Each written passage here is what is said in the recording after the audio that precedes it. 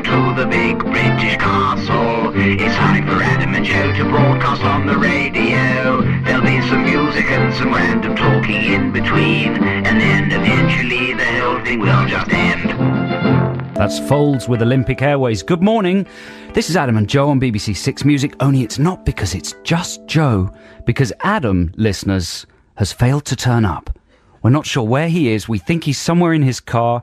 In the building? Is he in the building?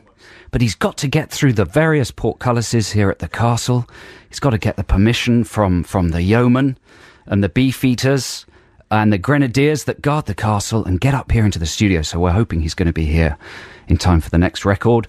But for the moment, we've got a great show coming up. All sorts of stuff that I can't possibly tell listeners about yet, because Buxton isn't here to sort of have his say on them.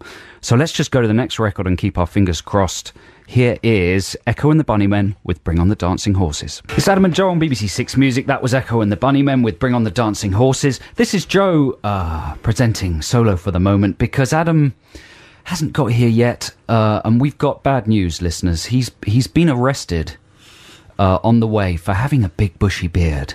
A big black bushy beard. He was mistaken for a terrorist, and his car was stopped by the police, and now we're going to join him live in prison.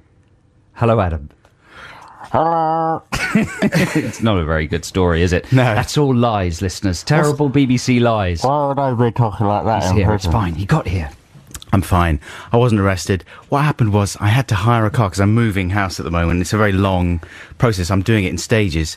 If you move, like, when you're 18, it takes an afternoon. You get a friend to help you, who comes around with the van or whatever, and it's not a problem. And that's the case right through your 20s. But then as soon as you maybe get married or start having children or, you know, build a small ludicrous empire, moving house is a very long process, and you can't just do it in a day. It takes ages and ages, and I'm still doing it like weeks after I began the process. Let's stick with the arrested story.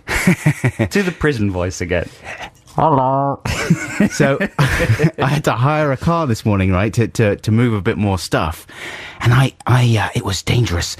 They gave me an automatic car, right? I didn't realize, and they didn't say anything about that. They're fun. They're like big bumper cars. Well, it's a big bumper car, but the brakes on the thing are unbelievable. Springy. I mean, it's very sensitive. So the tiniest little... They need to be. Do you reckon? Yeah, because automatics, they're driven by people who think they're at the fun fair. Right, like the guy in the automatic. The guy in the band The Automatic. Is it the drummer who's the demented one in the automatic? I don't know. Anyway, this car is all kitted out to protect a driver against the guy from the automatic with incredibly sensitive brakes, right? And I had a mirror laid on top of my boxes in the back of the car. And at one point, I stopped at a red light, but broke too hard. The mirror slid. Creating an optical illusion through the rearview mirror. Did it? Yeah, it was amazing. You thought you'd driven into an infinite universe of reflections. What nearly happened was Damien Omen 2 style decapitation scenario. Damien Omen 2? Was it? 1? I'm sure it was the second one, wasn't it? Oh, no. Yeah, no, it was the second one. It's one when he gets his head chopped off by a big bit of glass. It's the beginning of number 1. Are you sure? Can we have that confirmed by our film experts? I think it's number 2. I think it's number 1. At the beginning of number 2, they're trapped in a tomb by a rock fall. The truck rolls back. Isn't that right? I think the truck's... Anyway, our listeners will quickly tell us. They're good on that sort of thing. Yeah. Anyway, that nearly happened to me. Wow. Because of the brakes. Why didn't it happen to you? Well, you would prefer that, wouldn't you? I was saying, why didn't it? What stopped it? The head post. The head post. That's why you have head posts. Thank God. Thank goodness for the head post. Otherwise, I wouldn't be here. It would just be a gory stump. How would you like to do that with it, like the Joe and the Gory Stump show? It'd be like Adam Buxton from the film Stardust. Yeah. Instead of an axe in your head, it would be a big mirror. What kind of voice would I have then? Just a bubbly... Yes, the prison voice again. That would be my Gory Stump voice. Listen, let's play some music, shall we? And then we can resume normal service on the Adam and Joe radio programme here on Six Music. I've got a free choice right now. This is exciting, isn't it? It's like a roller coaster. It's all happening so quickly. This is new music, relatively new music. This is from about 2006, and these guys were the favourites on the Steve Lamacq show, I believe. And I don't know if they're re-releasing this or what, but it's a band called Wild Beasts and a track called Brave, Bulging, Buoyant Clairvoyance. I think you'll enjoy this, Joe. This is a kind of very early 80s new wavy sound, but in the style of the Associates, and the guy's got a very of over-the-top, operatic quality. And coincidentally, we're going to be playing the new video for this at my video show Bug on Thursday, I think, at the BFI. Sold out, so it's not an advert. You can't come. Sorry, sold out. There is another one, though, the week after. God, so play the record. Here's Wild Beasts with Brave, Bulging, Buoyant Clairvoyance. Well done. That's Wild Beasts with Brave, Bulging, Buoyant Clairvoyance. And they're re-releasing that as a single in October. They're talking about, what's that astrologer's name? Russell Brand. No, Russell... Harty. Russell Girth. Grant. That's what they're talking about. Russell Grant, and he's on the ferry to France. Yeah. And they get in trouble, and he jumps into the sea, and he's very brave. And buoyant. And he's bulging. And he floats, and all the other passengers cling on to his jeans. Yeah. And he saves their lives. And he's a brave, bulging, buoyant, clairvoyant. Yeah. That's amazing. That's what that song's about. Wild Beasts are from Kendal, which is the home of Kendal Mint Cake, Felicity Kendal, Kenneth Kendal, and that's it. Wendell Kendall. Hey, listen, Kendall. the answer to our quandary earlier about the Omen is that I was right.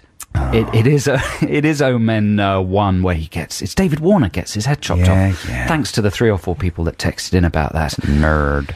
Damien Omen 2, one of my favourite ever horror films. It's a smash, isn't it? It's amazing. One of the most underrated sequels. I've got a theory that it's better than the first film. He's under the ice in number 2, isn't he? Or is that number 1? No, his brother goes under the ice. That is an absolutely horrific Does his brother, scene, or is it him? No, whoever goes under the ice dies, but I think it's just a random kid. It's one of his mates, isn't it? And he goes under the ice there, and they're all racing during around. the hockey match. And he starts sliding along. It's under terrific. the It's ice. got an excellent my elevator Lord. lift accident. It's got Yeah. terrific death by crows. You know bravo. Well done. Bravo. Who And a directed squash by a that one? truck. Pecked to death by crows, then squashed by a truck. Bravo. He's got trapped under the ice. I'm going to the toilet for 3 show, minutes. I sir. want another killing as soon as I get back. sliding along under the ice there. There's no retrieving that fella. He can't breathe. He's trapped. It's awful. Brilliant. Off he goes. Well, that's horrific. Well done, sir. Here's a little Guy Garvey trail for you. He won the Mercury Prize this week. Did you watch that? He did. It was inevitable, really, wasn't it? You 'Cause- reckon? Well, the Garvey bandwagon has been snowballing for a while in terms of his mystique and Mixing persona. your metaphors there a little bit, mate. Well, I like to mix my metaphors Bandwagon for breakfast snowballing. on a Saturday. It's very healthy. Let's hear Garvey and his trail. Yes, I don't understand that music personally. That was 3 6-year-olds from Northampton, and they're called Wicket, Waffit, and Wobble, and that's their new single. That's exciting stuff. No, that's the Beastie Boys. Oh, that's not so exciting then. No. This is Adam and Joe on BBC 6 Music. You know what? You know who I miss? Who do you miss? Salty. Salty, the It's salt just man. not the same without the Sea salt. salt. It was nice. It was comforting having him sat there. Oh, he was impressed. Yeah. He thought what we were doing was worth something. That's right. He seemed nervous even. He was the same age as us, even. He was the same age as us. Oh, I miss him. I wish he'd come back. Yeah. He just had a laid-back presence that really lifted the show, I thought. He could have been our Carl Perkins. What's he called? Pilkington. Pilkington. Carl Perkins. Do a bit of rock He and could roll. have been our Carl Perkins. He could have been our Carl Perkins, couldn't he? With his blue suede shoes. But no, he had to go back to his Lego shop and carry on with his life. It's man. very sad. He has, however, put up some photos of the stuff that we gave him on Flickr. Oh, right. Yeah, so there's some nice pictures of the Santa Claus and Goal, and he's arranged them very nicely and taken a photo. Do you think he's watched any of them? And someone has put beneath the photo on Flickr quite a rude comment, like, "What is this photo doing on Flickr? Get it off." And Chris has replied very calmly and intelligently. Yeah, as is his wont. This is a photo that I have taken of things that I own that people have asked to see. Therefore, I have posted it. There's no rattling the salt man.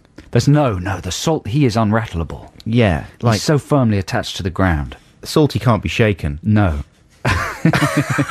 Where am I going with this? No, I don't know. He's got some soggy salt blocking his holes. Somewhere bad. But is that the first guest we've ever had? I think so. The first and last. First and last. The only guest ever. There might be some kind of plaque put up on Chris's face. What if there were special circumstances? What if someone really famous wanted to come on this show?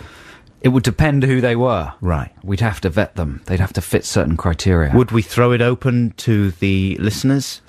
What, to let them decide whether the person would come or not? Yeah, to let them decide whether they were I think worthy. we certainly would. Yeah. Yeah, because we respect our listeners. We do, don't we? They're used to a certain type of rubbish, and we don't want to confuse them Give them new by rubbish. bringing foreign elements into the trash pile. Right now, it is 9:30 on BBC Six Music, and it's time for the news read by Nikki Cox. I'm realising I've never done that dance. What dance? Well, presumably you're supposed to freeze and then rock. and then freeze. You know? Yeah. Have you ever done that? No. Oh, I bet that's fun. I must have done that, surely. No, I haven't done that. The only dance I've done is I did the rowing one. There aren't enough dances around anymore, are there? There used to be like a single along every few months that had a special dance. At my school, when I was 11, they had a pop dancing class. No. And so we went along, and the first dance, I only went to one, I think. But the first dance class I went to, they taught you how to do the Prince Charming dance. I know how to do that dance. Yeah. It's the crossed arms at the front, isn't Crossed it? arms. And then it's one arm. Raise your one arm. One fist over the head, That's the other right. fist over the head. And then you lay one hand down by your side, but you're Yeah. moving forward all the time Yes, as well. you're advancing. Exactly. And With who was it? Diana Dawes? Who was it? Yes, it was Diana Dawes. Yeah, at the front there. Yeah. So that was a good one. It was a great thing to do because all the girls were at the class, Really? and they were doing the Prince Charming dance. No Sounds need for charming. you to do like a little fruity cough. I'm clearing my throat because there are girls in the conversation. 11-year-old girls, 11-year-old girls have arrived in the conversation. fruity cough. Okay. Now listen, we just got an email, or so Joe reckons, from someone who is getting married. Yeah, let me take you through this properly. Here we go. This is an email from somebody called Emma Spencer. Mm-hmm. And she says that she and her family are fans of the show, and they're having a wedding soon, and they're putting their playlist together for their wedding. They're not fans now after the fruity cough. No. But they're missing a song for their first dance. Right. And Emma says, can you help us? Any suggestions? We don't really have an hour song. So she's thinking... Well, she's listed all the records they've got for the disco. Right. After the wedding. Bit of Robert Palmer, some Mix-a-Lot. It's a very good lineup. Texas eclectic. Midnight Runners. Mm-hmm. Some Loggins is in there. Which logins? Kenneth Loggins.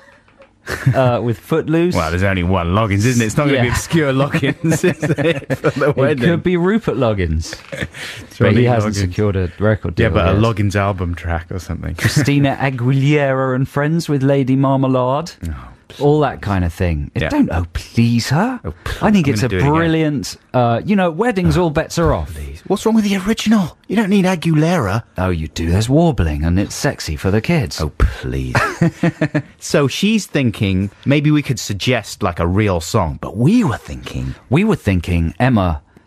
or indeed, maybe Emma doesn't want this, but it made us come up with an idea, which is for Song Wars, which sadly isn't happening this week, but might happen in the next few weeks. For Song Wars, if you're having a wedding, would you like us to write the song for your first dance?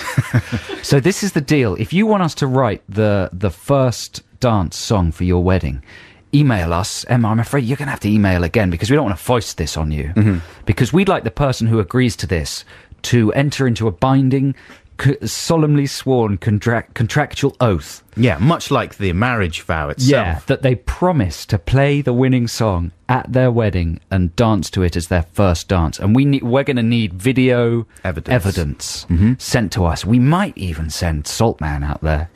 The Saltman. To monitor it. You're We assuming haven't that he would be We up for haven't it. told the Saltman about this, but he has been employed on the show without knowing. He'd be a good correspondent, wouldn't he? Yeah. Anyway, no, but we definitely need video evidence that this song was actually used as the first dance. And we would, as our part of the contract, we would promise to try our damnedest to make a song that will go down really well. Yeah. At the wedding, because we know the vast majority of the people at the wedding won't know what Song Wars is or what these noises are. So we'd try and really make it welcoming. Yeah, all they would have to say, they wouldn't have to explain like, oh, they're these guys on Six Music. It's a digital station. You need a DAB radio. They wouldn't have to go through all that. That might be in the song. Yeah. All they would say is, we've had a song specially composed for Martine and Chris or whoever it happens to be. And here it is. And then the guests would be confused for 2.5 minutes. But you would have to dance during that period of confusion. We might, I'm not promising anything, but there might be a special dance that comes with the song. Prince Charming style. Yeah. You might get a sheet of instructions. Okay, so what do people need to do? Do they? Well, just email us. The email address is, what is it? adamandjoe.6music@bbc.co.uk. This might not happen for a few weeks because it's a big... we need to make these songs really good. But if you're getting married and you'd be prepared to enter into that deal, then please email us.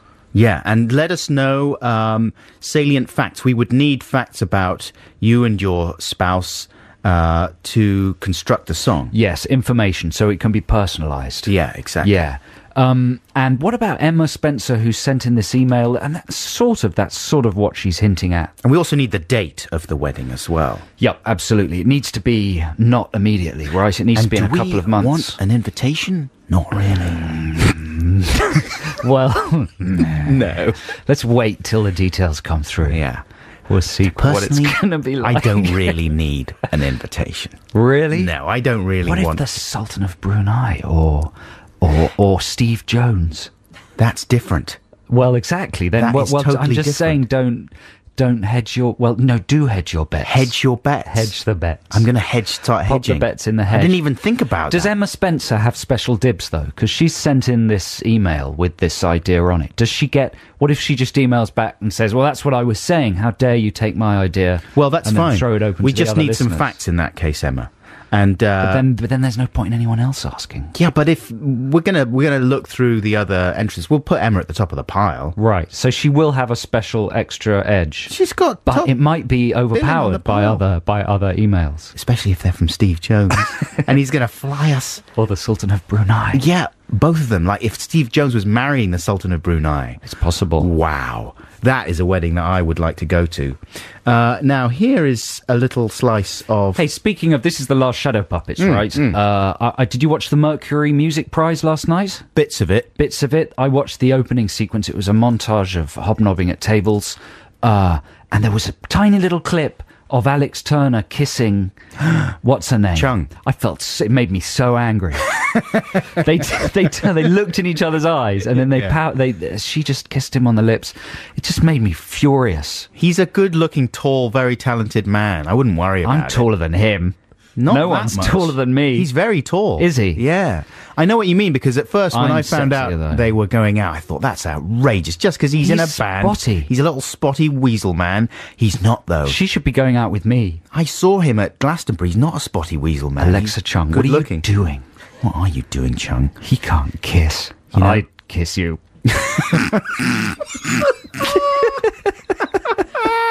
Okay, here's the age of the understatement from the last Shadow Puppets. That's good stuff, isn't it? Little Scott Walker-esque jaunt there from the last Shadow Puppets. Joe's romantic rivals for the affections of the beautiful Alexa Chung. It's only a matter of time. What are you thinking about? Before I go home. She does like older men, though, apparently. Does she? Apparently. Well, I'm very old. Yeah. So I'm bound to be in with a chance. Have you got an amazing, not just one, but two amazing bands that everybody loves? Yeah, kind of. Have you? Yeah, I do. What are they called? Joe Cornish and his songs is one of them. And then there's another one called Night Flyer. That you don't know about. It's a rock band. I play in pubs. Have you got an album? North of England. Yeah. What's the Night Flyers album? It's called Rocket. By the Night Flyers, we're not doing very well. Okay. Listen, it's free play time, listeners, and this free play has a story behind it because Last week, you might remember that a listener designed some T-shirts based on the Text the Nation we did a few months ago about silly T-shirt slogans. And we had one which was Alan Sugar. You know the deal with a jazz cigarette and saying instead of you're fired, saying you're fried. And someone printed that up as a proper T-shirt. I notice he didn't print up "Take Me to Your Lido." No. It's weird, It's isn't a it? little bit hurtful, isn't it? With an alien. Well, maybe now. Someone else will. Alien with a T-shirt swimming wars. costume on and a towel over his It was more family friendly, wasn't it? alien shoulder. But he didn't do that. No. He just did You're Fried. And he sent in a T-shirt each to Adam and I. We were going to put photos of ourselves up on the website wearing it, which we'll try and do this week. Yeah, we forgot to do it last Forgot week. to do it. I brought it in this week, though. Well, but I've only got mine. Joe forgot Yeah. his, so we'll get Joe dressed up in it, seeing as he thought of the phrase, and take a lovely picture of him with no undies. It's going to be lovely. Really, no undies. No undies. Really. Well, that's something to look forward to. But anyway, as part of the deal, he said, look, here are these T-shirts, but I'd like you, in return, to play some fusion. Do you know what fusion music is? It's a Adam? fusion of jazz and funk, is it not? Yeah. It's like fusion cuisine. Right. Only musical. It's very dangerous, though. You should never attempt the fusion of jazz and yes, funk. it's and true. And you should unless certainly you're- do it in a hermetically sealed clinical environment. It's one of the things they're doing with the Super Collider, is it not? They're trying to... Mixing jazz and funk, propelling jazz and funk at high speeds Towards around each a other. circular tube towards each other, yeah. and it's very being dangerous. manned by Joe Zweenel and Jaco Pastorius. It's very dangerous, because a huge funky hole could open up. Yep. And suck everything into it. And at the very centre of that hole would be Craig Charles. Grooving. That's true. Well, I don't remember the name of this man who sent the T-shirts in, but he's put one up on eBay as Yeah. well. If you search on eBay under... no, yeah, we can't say, can we? Because it's promoting his website. But there's one on the eBay for sale. Anyway, so he asked for some fusion. I don't know that much about fusion. Come on. But I don't know that much. All I know is Weather Report. Are they even proper fusion? I wouldn't know, actually. We'd have to ask... what's his name? Julian Barrett. Right. He's the expert. I think this is fairly mainstream when it comes to fusion, and, you know, they're not fusing that much. No. Just a little bit of fusing. But so I chose a Weather Report track for the T-shirt, the nameless T-shirt gentleman. It's called Barbary Coast. It's off the album Black Market. Oh, it's a smash. It's a sort of quite an accessible track for you non-jazz fans, because you could play it now, please, Claire. Activate the track. 'Cause Oh. it's a sort of a choo-choo train. It's like Can Pet you hear Sounds. it? Turn it up a bit. So you have to imagine you're chugging along the coast of Africa, the Barbary Coast, Yep. in this lovely old train. And now the fusion men are going to interpret the atmosphere on the train Craig with Charles. the use of jazz funk. Waving his flag. All aboard! Well, here's Lovely stuff. There you go. Something else that isn't going his way. Placebo with Teenage Angst. That was a live session track, and it went on for another 25 minutes. So we had to cut it short there, unfortunately, Placebo fans. That was recorded for Gideon Co. in October 2004 here at the Hub at BBC Six Music. And there's still a little greasy stain where Molko sat and sang that song. And it's got a gold frame around it now. And you can come and see it. You can pay £6 and Lies. have a look at it. That's all lies. Scandalous lies. It's all untrue. That was a good bit of jazz funk before there. Wasn't it good? Enjoyable. I do recommend Weather Report. If you like the sound of that, they're really good. You could go out and buy the album Heavy Weather or Black Market or Sport in Life, Sport in Life is and a you good one, certainly isn't it? wouldn't go wrong. You've got to be used to people doo-wopping along to the main melody line. It's quite blended in with Weather Report. Who are the main players in Weather Report? Well, the classic lineup was, of course, Sweenel on keyboards. Who played with Talking Heads? Oh, no, he inspired a song by Talking Did he? Heads. Joe yeah. Sweenel. Called yeah. Sweenel. Of course, Jaco Pastorius on bass. Mm-hmm. The late, great Jaco Pastorius. The tragic genius. He's got an amazing solo album. Yeah. He's one of the world's greatest ever bass players. With the moody black and white photo of him on the front. Yeah. He was tragically killed in a robbery years and years was ago. mugged in a car yeah, park or something, something wasn't he? really hideous. Rubbish. And he was a genius. And Wayne Shorter on the sax. Yeah. Those are pretty much the names I know. They all played for Sting. on Dream of the Blue Turtles. Was it? It was one of those albums. Sting just hired all as many of Weather Report as he could. Yeah. And got them to play on one of his albums. I think it was Dream of the Blue Turtles, or one of those. Maybe, It was maybe definitely the following one. Yeah, it was Dream of And the there Blue was Turtles. a video. Do you remember there was like a video of them recording it? Mm-hmm. And there was I forget what that film was called. It also included the birth of Sting's daughter or son. Yes. It had a whole Trudy Styler birth scene in it. Really quite gory. And and also scenes of him bickering with Weather Report. Right. Who were being obviously very handsomely rewarded for playing on this Sting album, but were being bossed around by Sting. And I think there's a bit where they don't take it anymore. Yeah. They start teasing Sting. So it's the Sting versus Weather Report standoff. Maybe it's been withdrawn by Stung. Maybe. Like George Lucas. He's had it banned. withdrawing the Star Wars Holiday Special. Yeah, exactly. Or the Rolling Stones getting rid of Cocksucker Blues. Yeah. Ah, wow. But listen, listeners, that's Jazz Funk News. I should update people on Kylie the kitten. Yes, please do. Because last week we were discussing the fact that a kitten turned up at my back door looking very ill. Just before the show, I saw it the night before and it had misty eyes and it was very thin. Then we thought it might go home. The next morning it was there again and it was coughing and spluttering. So I was hoping when I rushed home after the show that it would still be there and I could take it to the vet. I'm sorry to say it didn't. I haven't seen it again. Well, the player's gone back to the game. Is that that's the Dr. Dre's veterinarian That's what's assessment? happened. Absolutely. It really has caused me quite an emotional week. I'm sure it's fine. For the first 3 or 4 days, I've been out there trying to call for it. That's nature's wonderful mechanism. Macy, my other cat, who was hissing and growling at this kitten, trying to get it away from her territory, has been looking extra pleased this week. Right. And I don't know, I just pray that the kitten's been found by somebody. Maybe Macy ate it. Do they eat other... Yeah, they do eat other animals. Do cats eat each other? Probably. They're capable of anything. Probably. They're very wily. They are, aren't they? Yes, yeah. So anyway, it's not very good news, is it? No, that's sad. But so hopefully it's been rescued by someone, but I have a terrible feeling it might have just crawled off and slipped this mortal coil. No. They're very resilient cats. They always land on their feet. Didn't look very well. You reckon? Didn't sound very well. Oh, dear. Anyway. That's There sad, we go. man. I did all I could. Yeah. Should I have not come on the show?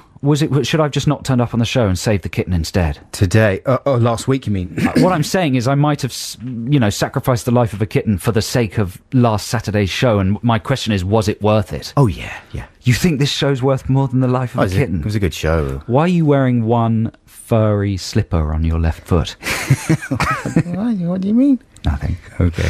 Anyway, very sad. It's the top of hour right now. It's not very sad. It might be great. It might have been rescued. It's I don't fine. know. It's Cat's fine. fine. Don't worry, listeners. It's fine. Cat's absolutely Is fine. It's time for the top of our sweeper. Very exciting. And then we're going to have some vintage late period talking heads. Enjoy. That's great. That's the Talking Heads with Wild Wild Life. What album was that from? That was from True Stories. Yeah. Good album. It was, it's sort of considered to be their worst, isn't it? Good album. I like it, though. I like it. It is. I was excited when It's it got came some out. nice things. That's a good video as well. 1924. Where they're all dressing up as other pop stars. You don't often get that, do you? Right. Is that clips from the film? Yes, exactly. Yes. But because, pop stars want to maintain their own integrity. They wouldn't want to start being as ironic as to just dress up as other pop Not stars. the heads.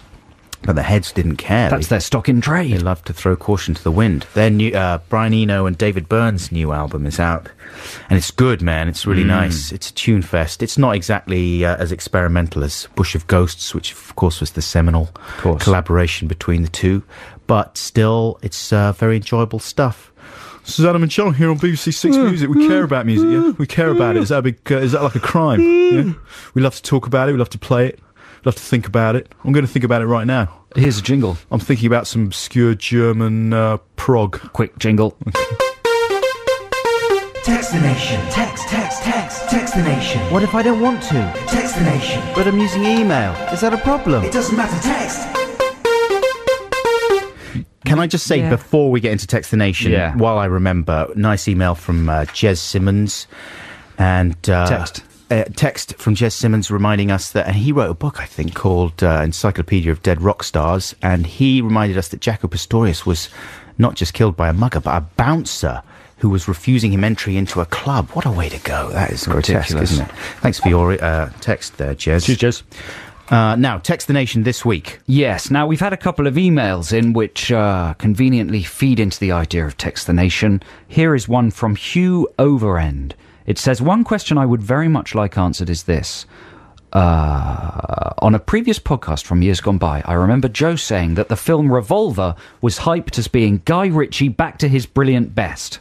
Yet Rock and Roller, the new Guy Ritchie film, has also been hyped as Ritchie returns to diamond form.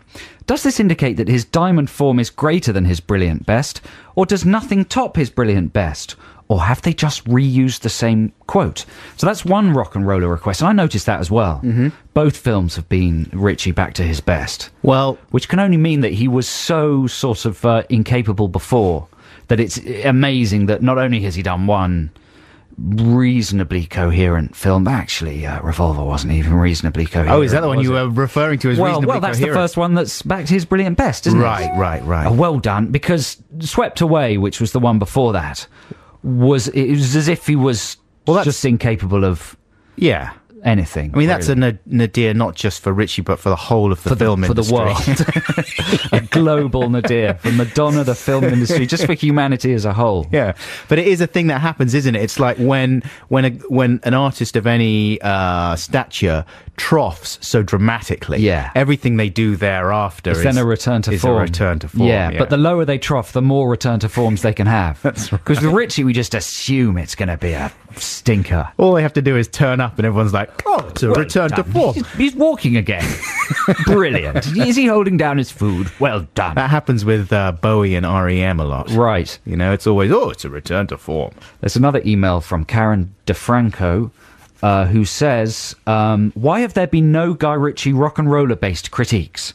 I've been waiting for Joe to launch into a spleen-venting diatribe. Have you been gagged by the Beeb? Johnny Spleen. I want to vent some spleen. Right, that's Guy what he's Ritchie. Like. Kicks open the door. I'm going to vent some spleen today. Well, neither of us have seen Rock and Roller. I know two people who've seen it, and this is an entirely random poll. It doesn't reflect our opinion or the BBC's opinion of Guy Ritchie's return to form, but both people I know who've seen it couldn't make it beyond minute 40. Really? And they left. Something happens at minute 40 that's apparently...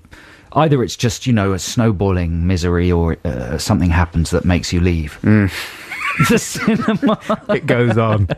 I think by the time he's introduced the 63rd colourful character...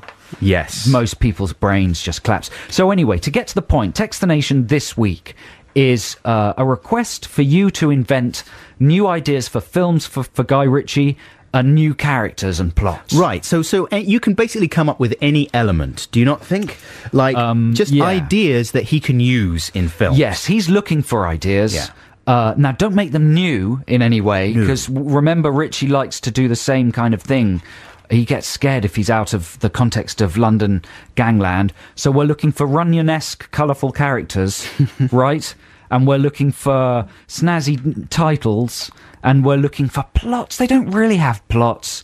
I guess it's a sort of MacGuffin. What are you talking about? Yes, exactly. It's a MacGuffin, which is, the word for the object that everyone's after in a story. He loves MacGuffins. Yeah, in Rock and Roller, it's a painting that's never revealed. Am I correct in saying? I think it's an artwork that you never see. Which is always the cleverest thing to do with a MacGuffin. You keep it off camera, like in Pulp Fiction. Right. And Repo Man and that sort of thing. In Lock, Stock, it was, of course, the vintage shotgun, was it not? Was Am I it? insane? My memory's fading with that one. I can't remember that. I need to rewatch that one. You do. I don't. But you do. I need to go home and rewatch Lock, Stock and Two Smoking Barrels immediately. Have you got any ideas to get people started there, Joe? I've got a few things. Yeah, I've got some characters. Some ideas for characters. It's an enjoyable thing to do, isn't it? To think of characters. Yes. For Guy Ritchie films. I've got one called Three Hands Rog. Oh. Yeah, can you guess what the thing about him is? He's got 3 actual hands. That's correct. He's got 2 hands on his right hand. Oh, it's 3 hands Rog. There is no more to him than that. Yeah. 0. That's it. I've got one called... well, you do one. I've got Billy the Kettle. Nice. He's got a whistle that he blows when he gets hot. That's really good. It's Billy the Kettle. Why is he called Billy the Kettle? You'll see. He's got a whistle. You'll know when he's angry. He blows his whistle. You wouldn't give it away in the dialogue. Would you not? Yes, you would. And then you'd see it. And then you'd say it again. Also, I've got some casting suggestions. Oh. Can I not give you one more character before we get onto... have you got a casting suggestion for... Actually, I don't for Billy the What's his name? Kettle. Kenny the Kettle? Billy the Kettle, yeah. Okay, well, I've got an idea for a character called Purple. Purple, nice. Purple. Do you know why he's called Purple? Because he likes purple. No, he is purple. He's purple. Like a grape. Yeah, that's purple. Right. That's it. Yeah. It's never explained. It's never explained why he's purple. Why is he called Purple? Well, he's purple. Because Yeah. Freeze frame of purple. Yeah, purple. Little purple words come up in wobbly writing underneath. And off he goes, purple. And maybe it turns out that he fell into some dye or something. No. He wouldn't explain. He's just purple. He's just purple. Yeah. Okay, I've got Freddy Jedi. I like it. He walks around in a Ben Kenobi-style robe, and he talks about Star Wars and the Force a lot. Freddy Jedi, that's good. Freddy Jedi, played by Dexter Fletcher. That's very good. Because the sort of talking ironically about Star Wars in movies, it's about time that Richie jumped on that bandwagon. Yeah. I mean, what's it been, 15 years? Come on, catch up. Freddy Jedi. This is very mean. We're just being silly. Oh, are we? I've got an idea for another character. He's allowed to do it. We are too, surely. Yeah, but he's actually going to the length of making films, whereas just sitting in an air-conditioned studio and being smug. being smug. Come on, let's let's put that thought aside for the moment and focus on the object of the exercise. I've got another idea for a character, Mr. Tickle. Mm-hmm. Is he actually one of the Mr. Men? Well, if we could do the rights, that would be really good, don't you think? That he turns up, in a shop. What's Cockney rhyming slang for suit?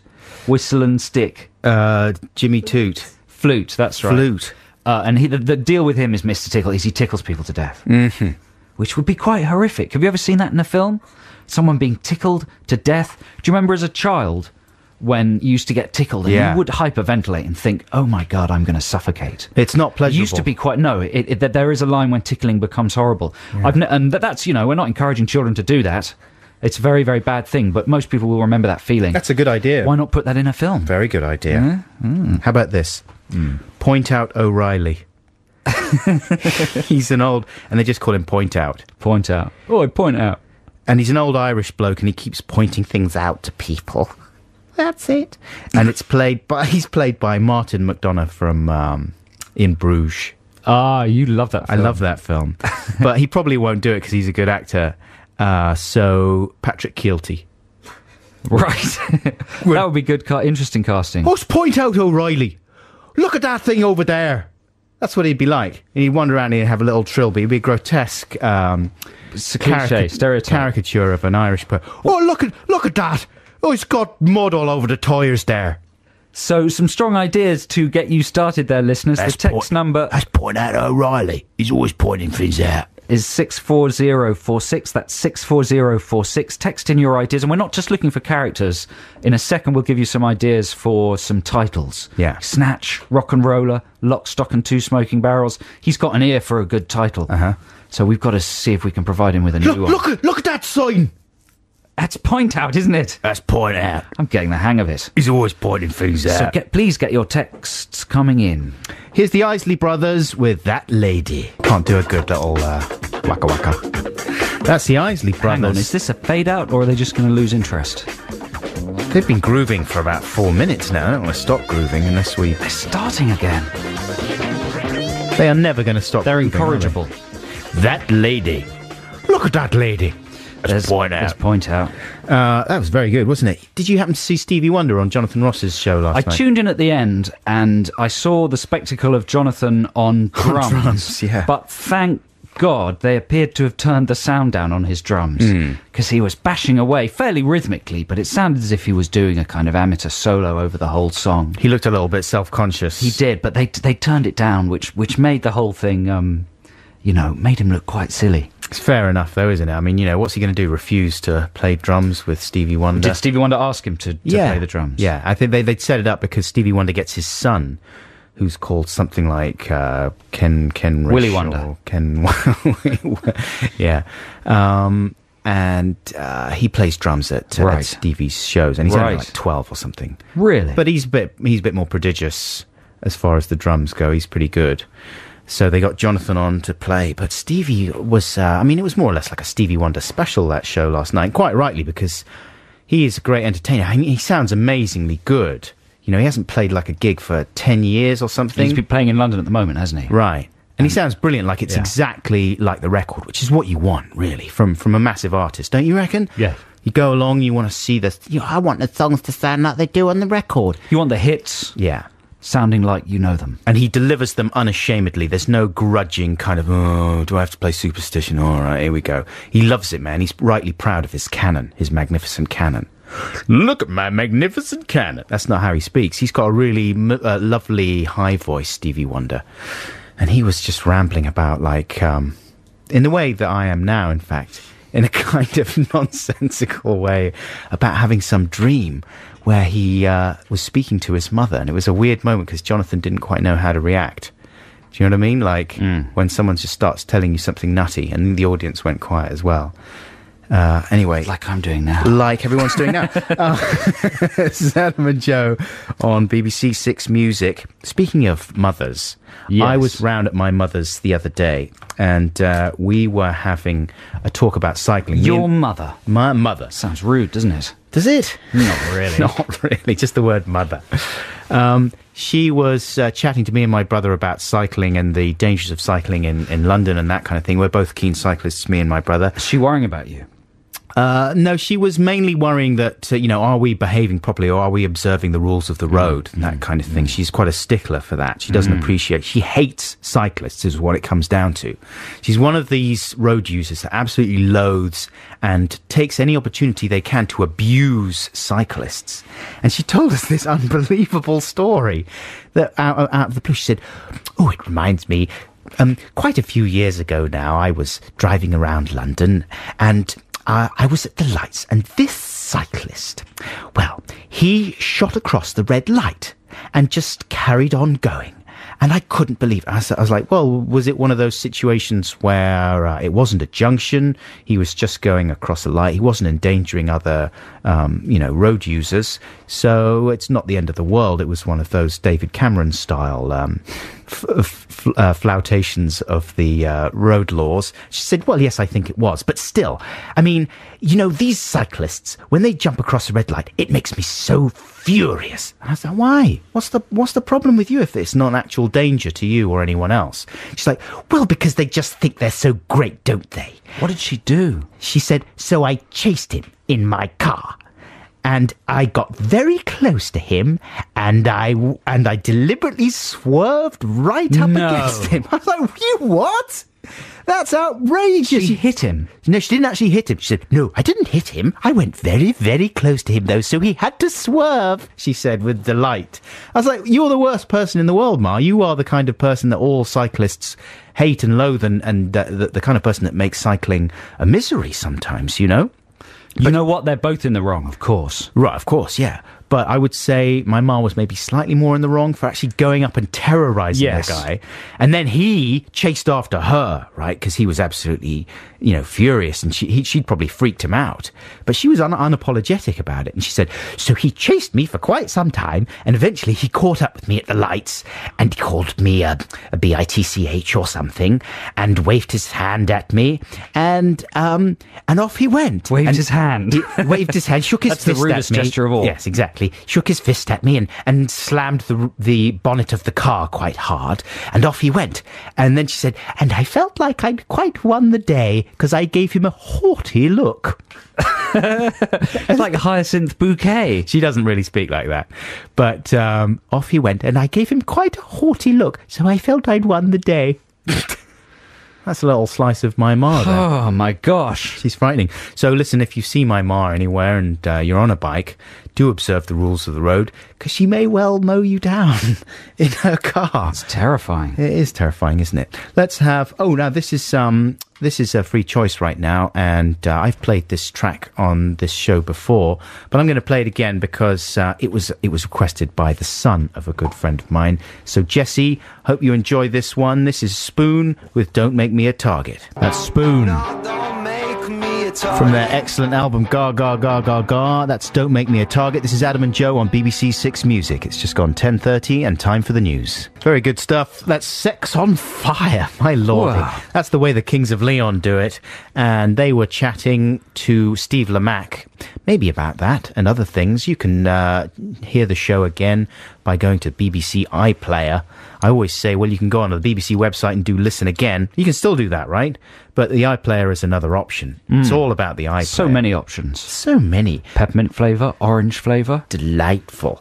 And don't forget, of course, that you can listen to our show again on the iPlayer. Again, the whole of the show, the whole of the 3 hours with all the music. But there's also the podcast. Don't forget about the podcast. Right? Yeah, have you ever listened to that show on Radio 4 that's immediately after us? Obviously, who would turn off Six Music and listen to Radio 4 after this show? Only an idiot like me. Yeah. But Armando Iannucci's Charm Offensive. Yes, yeah. He has a kind of bee in his bonnet about the fact that BBC shows spend most of their time telling you how to access them via all these different methods. Right. He gets him very annoyed. Do you ever listen to that? He gets him very upset, and he does lots of good jokes about it. We don't mention it that much, though, do we? We don't know. But it's true, there's so many of them now. Yeah. That it almost takes as long to describe them as the length of a show.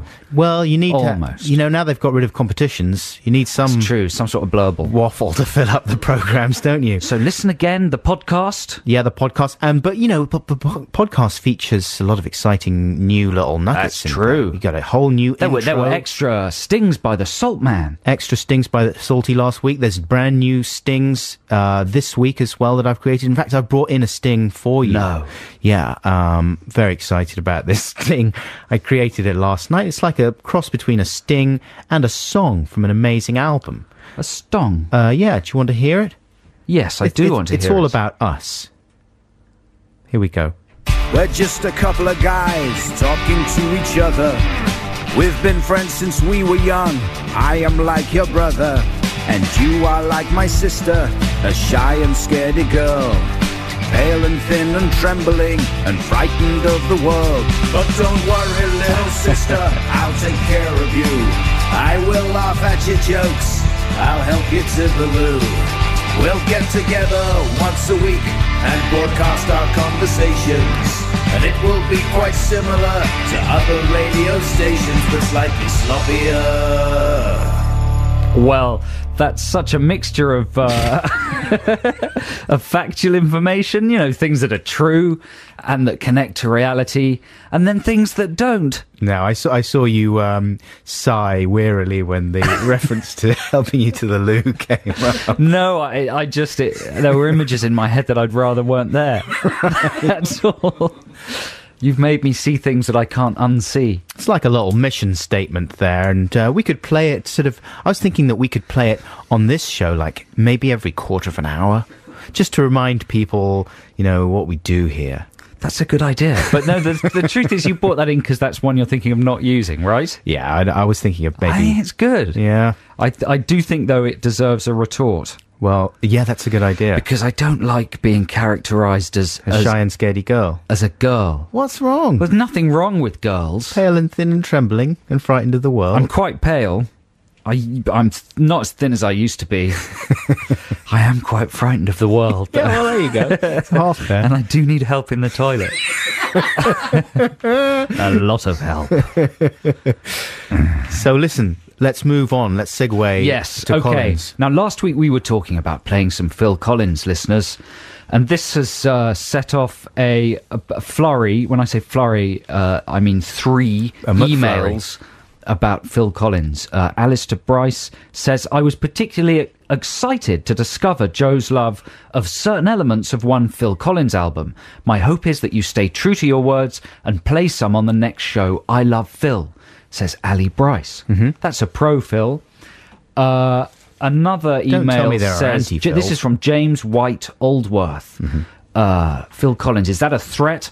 The fact that you may play Phil Collins is enough for me and everyone I know not to listen to your show, despite having all been fans since your first appearances on Takeover TV, says Jawa, who's an editorial production assistant at Biomed Central. That's a bit extreme, isn't it? Editorial production assistant at Biomed Central. What the hell kind of job is that? So there's a positive and a negative one, but then Maureen Rankine... Mo Rankin says no, it's with an E on the end, so it must be Rankine, mustn't Rankin, that's how you pronounce it. Really? Yeah. Really? Is Rankin spelt with an E on the end? The famous Rankin? I think so, a lot of them No. are. You see, James is saying no. Rankin, Mo Rankin. If you're going to play Phil Collins, what about the song You Know What I Mean from the album Face Value? It's great. Or, just play Sussudio and be done with it, or don't. Well, Stephen Merchant played Sussudio the other week, so we were trying to think of something different. Well, the reason it came up is because you played some Earth, Wind and Fire. Right. And I was saying that Earth, Wind and Fire's horn section played on a Phil Collins album. There you go. And the track they play on to the greatest effect is this, a bit of middle-of-the-road jazz funk, which I love. I've loved this since it came out. Records that you like when you were a kid, and then you start to understand taste and maybe cut some things out of your collection. Yeah. This one's never been cut out. No, this and the Thompson twins Doctors can't remove it. are still doing I've had in various around. operations, but it's fused to my bones. Yeah. Here is Phil Collins with I Cannot Believe It's True.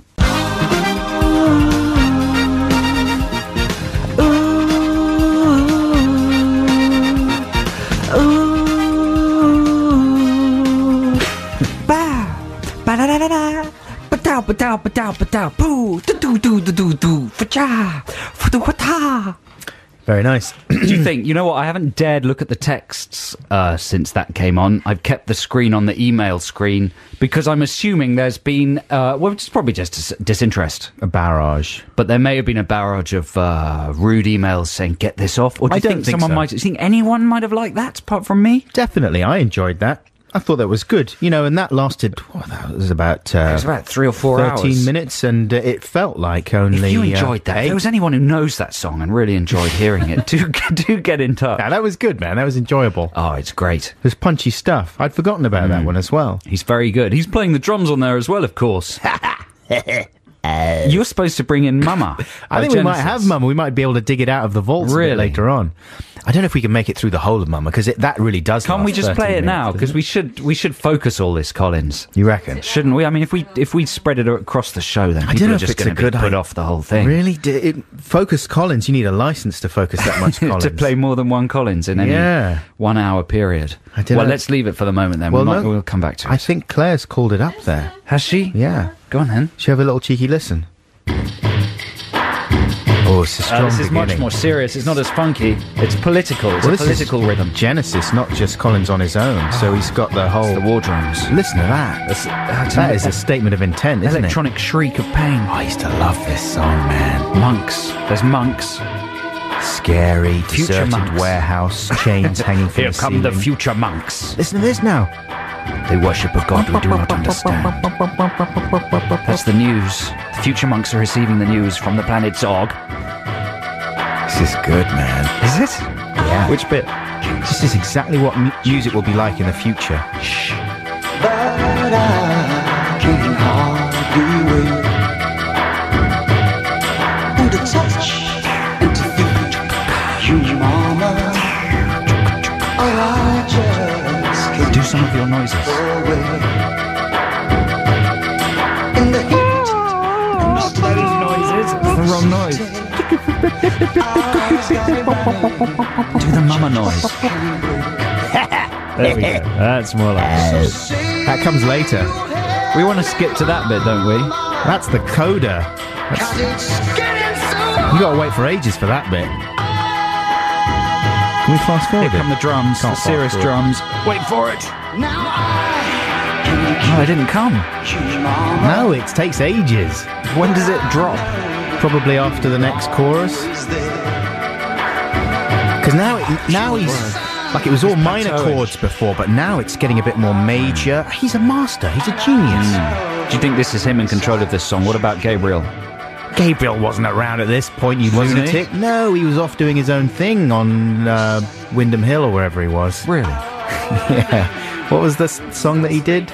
Which Salisbury Hill? No, that was earlier though, wasn't it? I'm getting all my Genesis periods mixed up. Gabriel was off doing Sledgehammer at this point, I think, and Genesis were a massive, great touring behemoth. Here we go.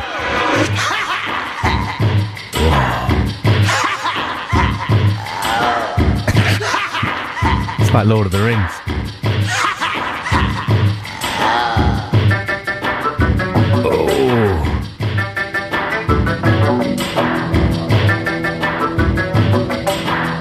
It is the goblins from the valley.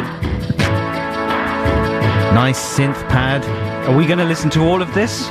No, shall we fade it out? We had a little bit of the coughing there. That is an extraordinary journey that he's taking you on there. So, not only musically, but psychologically as well. I don't want to go on the journey. I believe there's been a fire in the tunnel and services have been suspended. Complications there. Genesis with Mama. Apologies to fans for not playing the entire track there, but maybe another time. Now, we're going to get back to Text the Nation after a trail and some music, but right now, here is another trail about the Mercury Awards, is it? Another one, flipping heck, Tucker. This is the voice of the big British castle. It is the top of the hour. Ooh, that's wonderful. I got so bored with the last hour. I'm glad it's gone. Now here's the new one. It's exciting and it's new. How do you do? Yes, indeed. This is Adam Buxton here. Hey, this is Joe Cornish here. And we're delighted to be with you. It's the final hour of the programme this Saturday afternoon. Is it really? It is, God, that really whistled by, didn't it? Well, it's amazing what happens when you start playing jazz funk and Phil Collins. It's true, isn't it? You know, the Phil Collins did stir up a veritable hornet's nest of texts, but I'm pleased to say they were pretty equally divided between people who really enjoyed it and people who felt it was the most evil, satanic noise they'd ever heard. Somebody saying all the plants died in their house. Someone else whose flatmate may be moving out now that they've walked into the room, hearing that on. Was that your track we've or destroyed lives. Mama? Mama people seem to like, because Mama's just silly, isn't it? What? It's powerful and it's epic and it's like a sort of narrative. Yeah, it's like a sort of Muppet record. Whereas my jazz funk one, it's more divisive. Now listen, speaking of soft targets, we are having a Guy Ritchie-based Text the Nation this afternoon. Should we have the jingle jungle? Text the Nation. Text the Nation. What if I don't want to? Text the Nation. But I'm using email. Is that a problem? It doesn't matter, text. And I would like to say, in defence of Guy Ritchie, first of all, let's preface all these comments by saying that he is a filmmaker, a very successful one at that. The end. Okay. Did you have more? None of his films has lost money, although you dispute the fact that maybe Revolver, I can't believe that Revolver's in profit. It wasn't even released properly in the States. I read that none of his films has ever lost money. And that's an impressive thing in the film industry, not something to be sneered at. And he's out there, he's doing it. He's got a little team. I mean, it's so hard to tell what constitutes the budget. Are you including P&A costs? What's P&A? Print and advertising, Right. The prints. What kind of costs are you including? Why is Prince involved? Well, he's involved in the advertising of all films now. Purple Genius. Yeah, he sticks them on the front of buses. The Purple Ponce. He's involved with the advertising of all films. Yeah. Right. I didn't realise that. Anyway, so we're asking you to contribute ideas to help Guy Ritchie out because, a lot of people enjoy knocking him, but let's not forget that a lot of people also enjoy his films. That's a good angle. We're not knocking him, we're actually helping him. Yes, exactly. Because he may well use these ideas. So we're trying to give him a leg up. We don't want Rock and Roller to be his last fun gangster film. We would like it to be just another one. He is doing Sherlock Holmes, isn't he? Is he? Apparently he's supposed to be doing... There's 2 Sherlock Holmes films. He's doing one, apparently, with Robert Downey Jr. Right. Playing Sherlock Holmes. And then Will Ferrell is doing another one with Sacha Baron Cohen, maybe? Oh, okay, yeah. I don't know, there's Rival. It's going to be War of the Holmeses next year. Is it? They always come in twos, don't they? Anyway, so... but maybe he'll use the following ideas in the film after that. Whatever he does, it's sure to be a brilliant return to form. Here's idea number 1. You're going to play Ritchie now, Adam. Okay. and you got to decide whether to put these in your next script. Here's one from Gary in Loch Lomond. Jimmy Two Shoes. He's a backstreet gangster. He lurks in the shadows. He's always wearing 2 shoes in a sinister fashion. Now, I'm not sure whether Gary means that he's wearing odd shoes. I assume he doesn't, and he's just saying he's wearing shoes. And his name is Jimmy Two Shoes. Gary, I like it. I think it's a brilliant idea. Is that how Guy Ritchie talks? Yeah. Yeah. When he's not on the radio. When in he's public. not hanging out with his mates. Yeah, No, when he he reverts back to this voice. Yeah. Gary, I think it's a really good idea, and I'm going to put it in the film. You could have a whole film with people called Two Shoes. Yeah. Jimmy Two Shoes, Johnny Two Shoes. Anyone with 2 shoes. I really like it, Gary. It's a fun idea, and I'm going to use it for the film. What accent's that? way He's turned into your very young son. Yeah. Here's one from Nick in Edinburgh. Welk Willie. He sells ammo in polystyrene cups from his stall in the East End. That's quite good, isn't it? Yeah.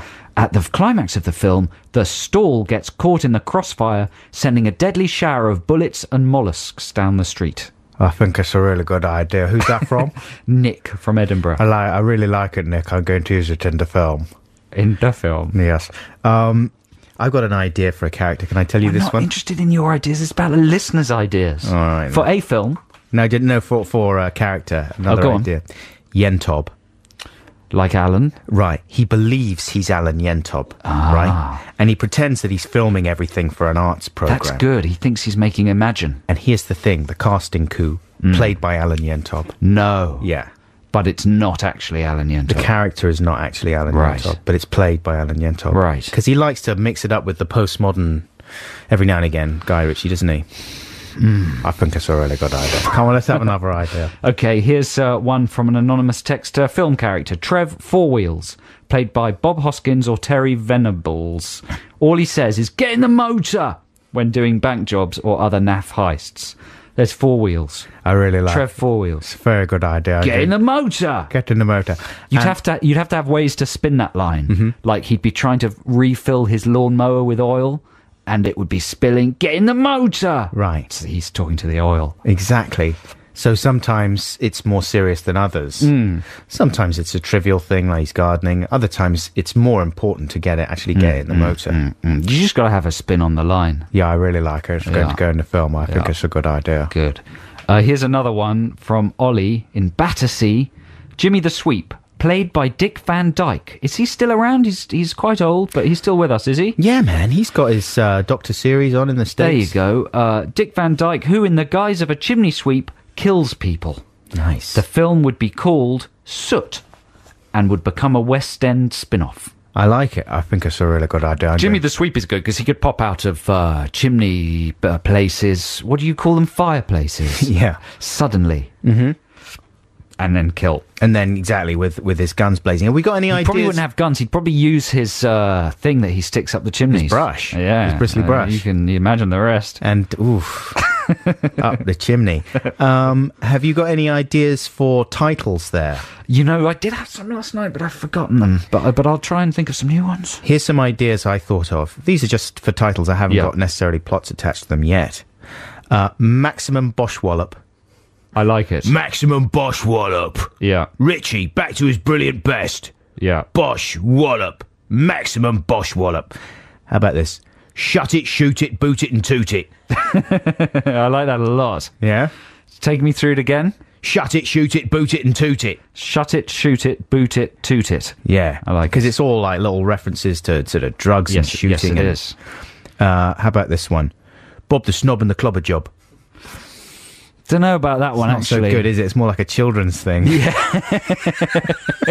Well, you know, Guy Ritchie could spin out into children. That's quite a good idea, Yeah. that he'd do a series of children's novels based on more sort of soft, simple gangster stuff. That's a good idea, isn't it? Well, listen, let's have some Thanks. more ideas after a bit more music. And are we playing the Ting Tings now? Okay, and is this the new single? Sorry, Claire, I should have actually read my sheet, shouldn't I? But I like talking to you, you know? So this is the Ting Tings with Be The One. The Ting Tings with Be The One. This is BBC Six Music. This is Adam and Joe here with you, and we're in the midst of Text the Nation. We're asking you to come up with ideas that might be useful for future Guy Ritchie films. Yes. and we've had some very good suggestions. I've got a little plot here for you. Really? I really want to hear your plot, but I must point out we've had 4 suggestions from the listeners, 7 from me and 15 from you. I know. Okay, well let's have some more suggestions from the listeners. But is this just for characters or other things? No, it's mainly characters. You're right. We do need some more plot and title ideas. Let's have your plot, man. Let's hear it. All right, here we go. The title of this film is Jimmel and the Fix-It Fix-Up. Like it. Right? An eccentric crime kingpin, played by Jimmy Savile, takes Good. his antique desk to be repaired at Roger's Rock and Roll Repair Shop. Good. After it's damaged in a shootout with some 12-year-olds. Now, Roger is played by Barry from EastEnders, and while it's being repaired by Roger's assistant Phil, played by David Hasselhoff, Of course. right? Crazy bit of casting there. 20 of Roger's friends come round dressed as Elvis. Oh, brilliant. Yeah, Elvis. Right. No, good, yeah. And they have an Elvis party. And everyone's having such fun at the Elvis party. They're singing and dancing to Elvis that they don't see a gang of ninja monks led by a beautiful female monk called Pupulala, played by the Duchess of York. Break in and steal the desk because they believe that it contains a holy scroll. Are you following this so far? Yes. This is a good plot, isn't it? This is amazing. I'm dazzled by the cast, though. Yeah, well, it's a good cast, and It's a good cast. there's a lot of left field decisions. Pupulala. Pupulala, she's played by the Duchess of York. That could be on the soundtrack as well. Isn't that like a... Roy Ayers, yeah. Roy Ayers song, yeah. Now, Jimmel, right, the Fix-It, the crime kingpin, he's furious with Roger. Obviously. Because it turns out that he was hiding some diamonds and drugs in the legs of the table of the desk, right? And he wanted to get the desk out of his house. The legs of the table of the desk. Yeah, while his son-in-law, Jimmel's son-in-law, played by Samuel Jackson, who is a Brilliant. local police chief, Yes. comes round for tea with his daughter. Hang on. Can I just point out that he's cool? He is cool, isn't Samuel L. Jackson. He's cool. he? This is what I was thinking. So this is Quarter pounder with fries. right. That's his line, isn't it? Yeah. Film 4. It's got stuff on. Virgin Broadband. That's the film. He's in. Barclays Bank. He's cool. Whichever bank He's the coolest. it guy. was. He's cool. So he would play this police chief that is married to Jimmel's daughter, the crime kingpin's It's daughter. getting very complicated. It is complicated, but that's what you want. In one of the films, Jimmel threatens to kill Roger if he doesn't get the table back, the desk back. Roger enlists the help of the Elvises to track down the ninja monks. Turns out the leader of the ninja monks is Jimmel's daughter, Pupulala. You know is what? actually I his guessed that. daughter. Did you? Yeah, that was obvious. I was going to say at the Duchess beginning. of York. Yeah. Anyway, it goes on a bit like that. So that's an idea. That's Jimmel and the Fix-It Fix-Up.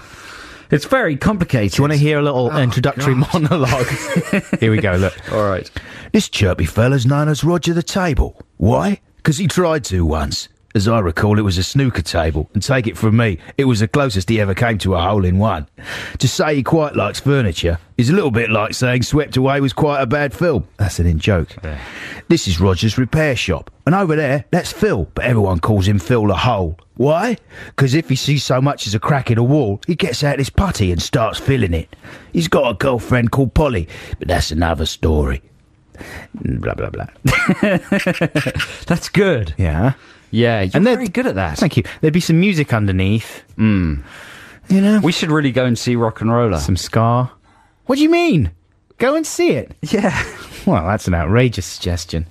Well, listen, I think you've maxed the segment out there. You reckon? Yeah. Oh, no, come on, let's have some Q-Tip, and then we'll hear some What of Q-Tip the- is it? Breathe and Stop. Breathe and Stop. Has he got a new album out? I read a review of a new Q-Tip album, but now in one of the papers, now I can't find it anywhere. And I heard a new single from him on the radio, but there's no sign of any activity in the shops. Well, you're going to have to make going do on, with this Q-Tip? vintage tip right here. This is Breathe and Stop.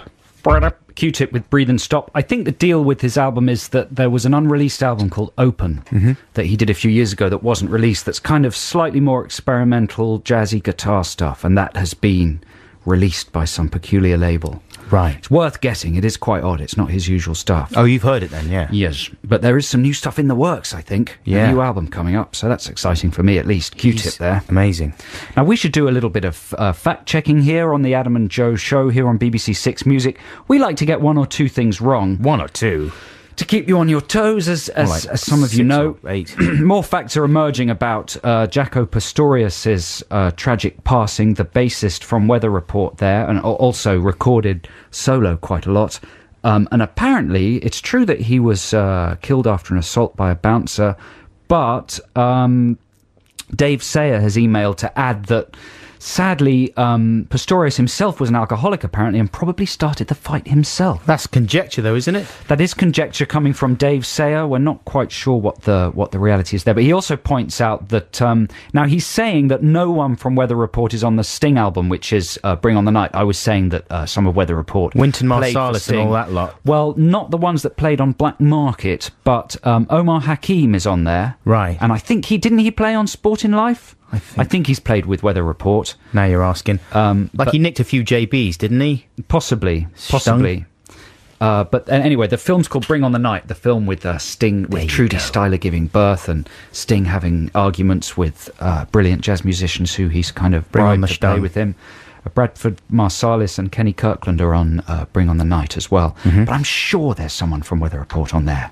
I also said earlier on, I was talking about In Bruges, and I was saying as a casting choice for one of my Guy Ritchie characters, I would go for Martin McDonagh. He was the writer. He's not necessarily an actor.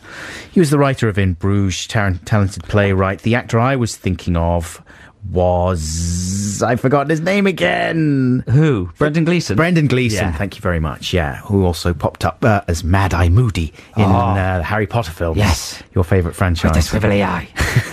I do like them. I love the swivelly eye man. He's great, Brendan Gleeson. He's amazing. And so, sorry about those erroneous facts there. Now let's have some... we're going to read out a couple of texts for Text the Nation, aren't we? Now? Yeah. Are we? Are we not? Okay, sure. Because I was rambling on about my Why own not? ideas last time. Okay, here's one from Andy Clyde. Remember, we're asking for your suggestions for new characters or titles or plot ideas for the next Guy Ritchie film.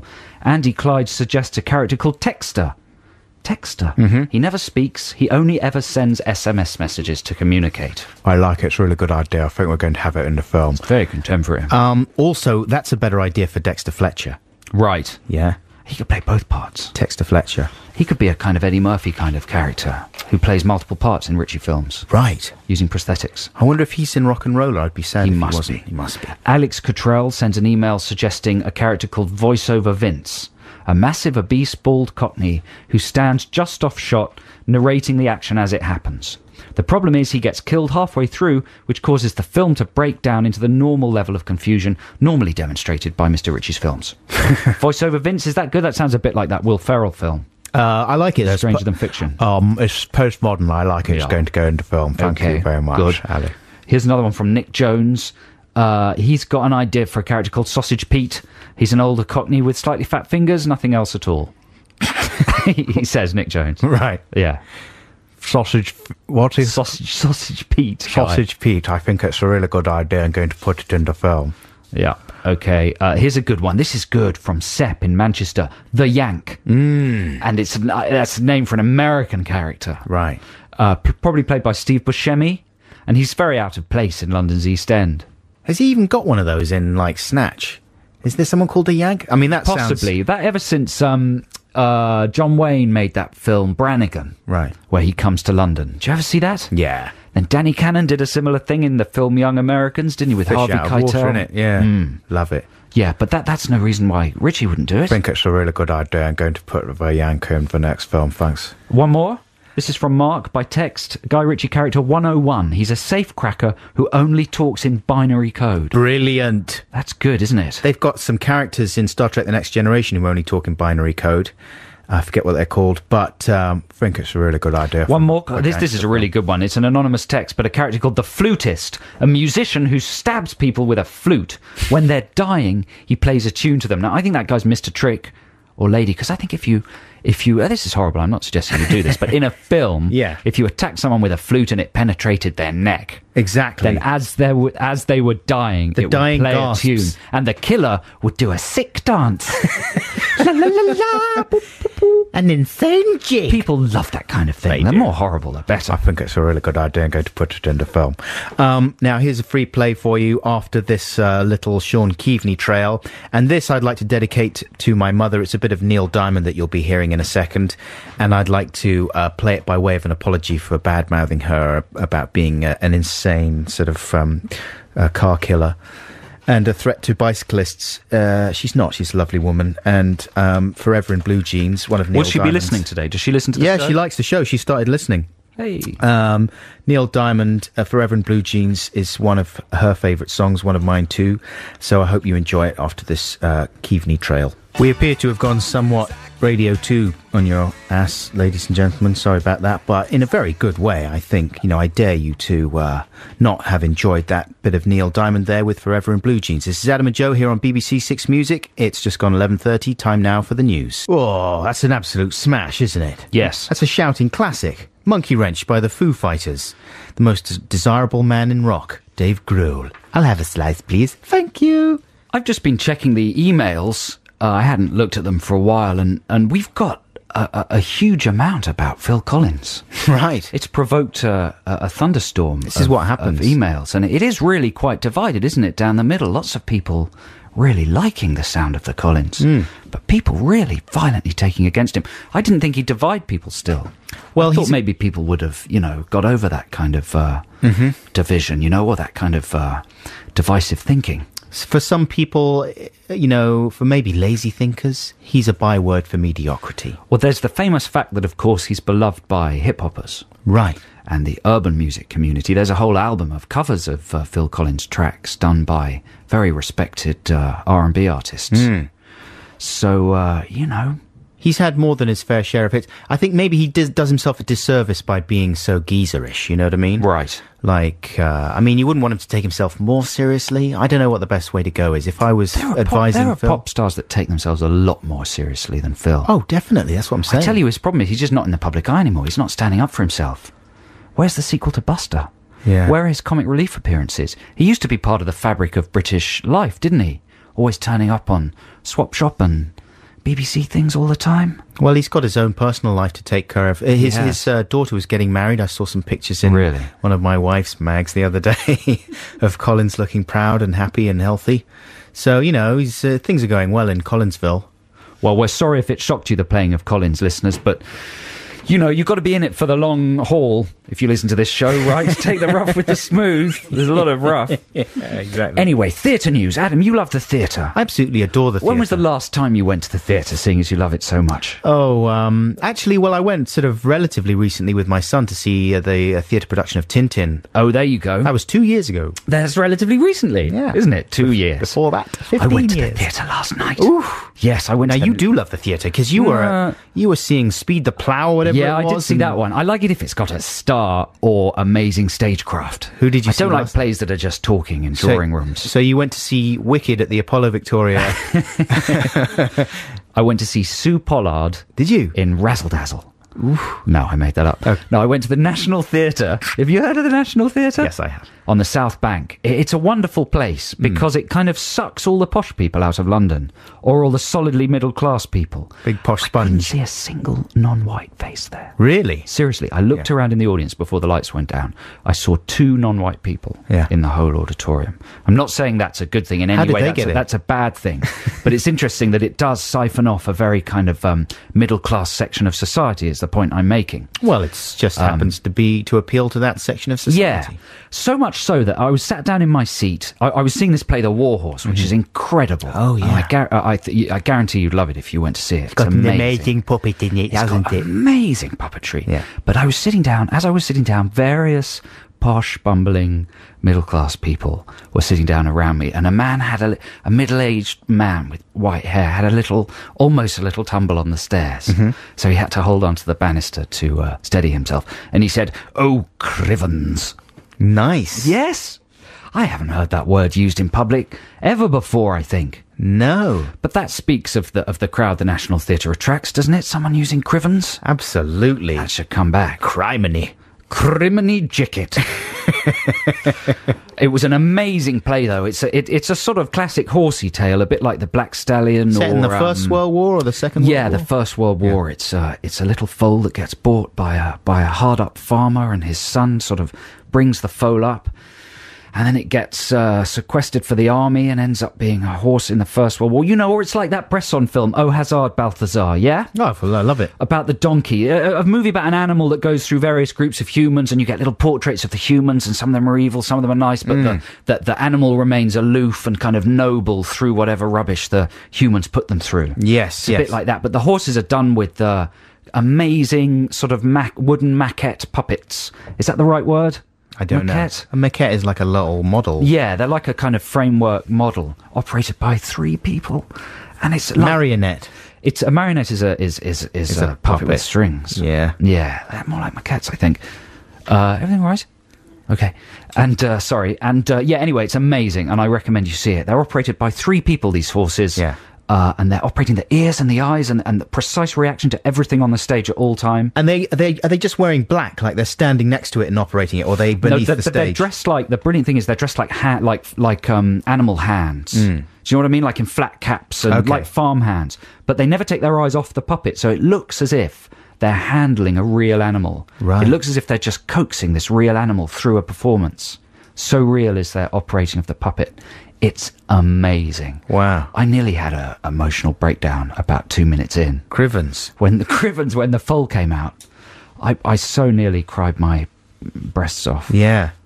That's brilliant, man. I'd love to go and see that. Very good. I'm not allowed in, though, because I'm too street. Really? Yeah. That's true, isn't it? Yeah, I'll be down skateboarding around there, but I wouldn't go and see the theatre No. because that's for the pop. The Sun should do one of those things where they offer price, like they did with the opera the other week. Right. You know? To get real people into the theatre. Get a wider diversity of cultural tourists in there. Yeah. Well, people are missing out if they're not seeing it, eh? Obviously. I just said that Well done. as a thing to say. Now, this is your choice, Joe, that you got coming up. Yeah. What is it going to be? Well, it's another little... we're not exactly going for the indie classics this week, are we? Yeah, is this a good idea? But a couple of weeks ago I was mentioning the Mr. Men, and I sang a bit from Mr. Bump, and someone called John the Third burnt off the album for me that I haven't had since I was a kid. Does this mean anything to you, Adam? Yeah, absolutely. Does it? Yeah, well, you were talking about it, weren't you? But did you have the Mr. Men as a kid? No, I said that my dad strongly disapproved of all the men. Really? He hated them. He had an irrational loathing of them. I don't know what his problem was. I think he thought they were just sort of simple-minded or something, and that his children should not be exposed to them. So every time he came in and he caught them, it was like a guilty pleasure. It was like having a little porn mag there, a little Mr. Men book. He'd come in and he'd go, "Oh, the Mr. Men, that rubbish." I don't know if he'd been like in a fight with, who was the guy weird. that... Roger Hargreaves. Roger Hargreaves, and my dad had a dust-up, or I don't know what. But he loathed all the men in the world of the Mr. Land. Really? Well, then in that case, this is for him. This is for Nigel Buxton, Bad Dad, and it's... what's it called? Is it called Let's Go to Mr. Land? Yes. Yeah, kick it. I went to Mr. Land to have a look-see. It's a mystery trip. Mr. Fields and Mr. Trees, Mr. Birds and Mr. Bees, Mr. saw all the Mr. Men, the men who live there. It's Mr. Time. It really is a pantomime. And It really is a pan. how long does it go on, Claire? Another minute. Another minute. You know what it sounds like, Stackridge? It sounds like a kind of George Martin production. You could imagine Paul McCartney working on there, though, don't you think? Let's go to goodness Mr. Land, sake. the land of This magic. is Six Music, man. I know. Yeah? It's eclectic. It is eclectic, I forgot. Thank you very much, John the Third, King John the Third, who sent that to me. Doesn't he rule North Korea? That's John the King Third? John. King John. I don't know. I get confused, but thanks a lot, King John the people Il. of North Korea. He's illin. No, that's very nice of you to burn that off. I'm talking to King John Right. right now. But don't do it again. Oh, come on. That was good. It was not really. It was great. Not really. That's what you want on the Saturday morning. Is Phil it? Collins and the Mr. Men. It's what the Men. Six Music listeners are crying out It's for. the Six Music formula for success. It's Ratings, six music for 6-year-olds. success. We got another Guy Garvey trail. What? Is it the same one? You can't play the same trail twice in the same show, surely. Something's going wrong there. I mean, it's a fantastic trail for a wonderful guy, and it's great to celebrate his deserved success. I want to hear it again. Let's hear it again then. Mercury Prize award-winning stuff there from Elbow and The Bones of You. It's Adam and Joe on BBC Six Music. It's pretty much the end of our show. It is, isn't it? Are we going to have time to wrap up Text the Nation? Yeah, let's have a couple more just to send it off. Okay, here's an email that is suggesting the plot for the next Guy Ritchie film. He should do a film about a depressed 40-ish film director called Tarquin, who married a singer who was 10 years older and much more famous than him. They didn't have much in common, and the film director thinks that she only married him so that she could get opportunities to resurrect her failed acting career. He tried to do this, but the film he cast her in was terrible. His career's now in decline, and he's not trendy anymore. Radio DJs and comedians take the mickey out of him a lot. He has rows all the time with his wife. She won't let him go to his favourite pubs in the East End and makes him stay home and look after their children, Ferenguola and Martinique. Resentment builds. He loses his mind and plots to kill her in his new film deliberately by accident in a horse riding incident. That's it. It will be a bit like that Vincent Price film where the actor bumps off his critics, or maybe an episode of Columbo. Oh, I think it's a really good idea. I'm going to put it in the next film. I don't think it's very believable, though. That's the only thing. I don't think that would really happen, but I do like it. It's a good idea. I'm going to put it in the film. And finally, Ian Bridgman says, "Hi guys, I would like to see Chris Salt in a Guy Ritchie movie. He would be quiet and unassuming, but feared. The rumour is that he once killed a man with a part of a Lego Technics dinosaur. He would be played by Alan Cumming, I think." That's a good idea. I'm going to put it in the film. And you know, the other idea that Ritchie could apply himself to, of course, Stephen! Yes. Oh, we wouldn't want that in his hands. You reckon? No. He'd do it justice. No, we of course he would. want Brett Ratner or McGee. Really? On that one, yeah. Is McGee still working? Yeah, he's doing Terminator 4. Oh, thank goodness. Thank you very much indeed for all your suggestions for Text the Nation there. Thanks for listening, and we're sorry if we've traumatised you with some of the musical choices this morning. Yeah, we'll try and get a bit hipper next week. Actually, you're away next week, aren't you? Yeah, it's going to be Garth Jennings, the wonderful Garth Jennings. You're out to Los Angeles again, doing a bit of globe hopping, trotting. And yes, Garth is going to come in, and I think Garth and I are going to try and get it together to do a song for that would be great for you listeners. What's the status on the wedding situation? Has anyone come back to us about that? Yes, we've had quite a few emails about the wedding, but the lady who texted us first, was she called Emma? Yeah. She is asserting her right to first dibs. Right, okay. So we're going to have a discussion about that. We'll sort that out. We'll print some of them out and don't forget, listeners, you can listen to this whole show again if you want to via Listen Again on the BBC Six Music website. You can listen to it on the iPlayer, and you can download the Filleted podcast with special new bits from about 6 o'clock on Sunday night from all major digital outlets. Not many new bits, we should say, like a little intro and outro. Plus you get some jingles in there. We're not allowed to put more in. We'd like to, but it's against the rules of the castle. You get chopped off, your head chopped off if you do that. Thanks for listening. We hope you have a great Saturday. Liz Kershaw is coming up, so stay tuned. Right now we're going to leave you with a session from the Zootons. Have a great week. Bye! Bye. Oh, that's Ben Folds. It was going so well. I was talking really fast and everything was going to be fine. We had the Zootons, didn't we? Did we? Oh, I know, it's all going wrong now. See, it was all going... You should have just ignored me and played Ben Folds. Here's a band with music. Rock in the suburbs. Bye!